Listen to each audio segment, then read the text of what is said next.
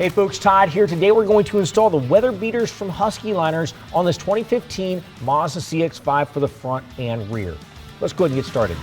Okay, so here is our driver's side front floor liner. Now I want to point out a couple of things. Number one, these right here are your fasteners in the liner that are going to line up to the fasteners from the factory that are already in the carpet.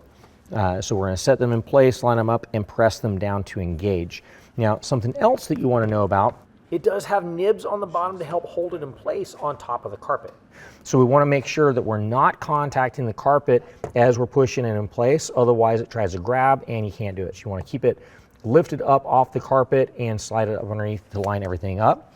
One other thing here is that this little impression right here, this indentation, is going to cover up the fuel door. Now you've got an option.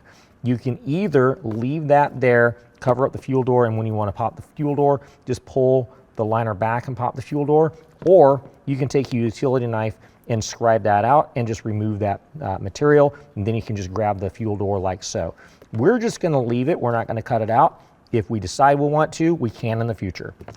So right now what I'm going to do, line this up, and then I want to slide it underneath the brake pedal. Now as I'm sliding in place, I'm going to lift up over here so that I can line up our fasteners.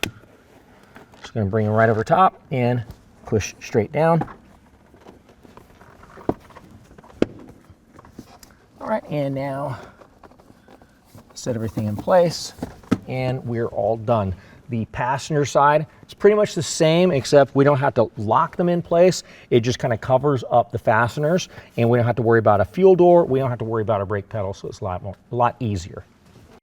Okay, now here is our rear floor liner. Now, just like in the front where I had it pulled all the way back, for the rear, I've got the front pulled all the way forward with the two seats.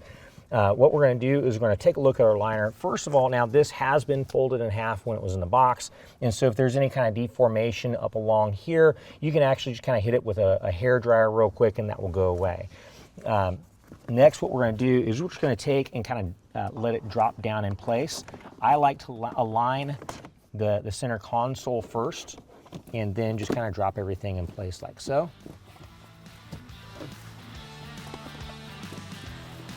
And there we go, we're all done. Well, it's just that simple, and that concludes the installation.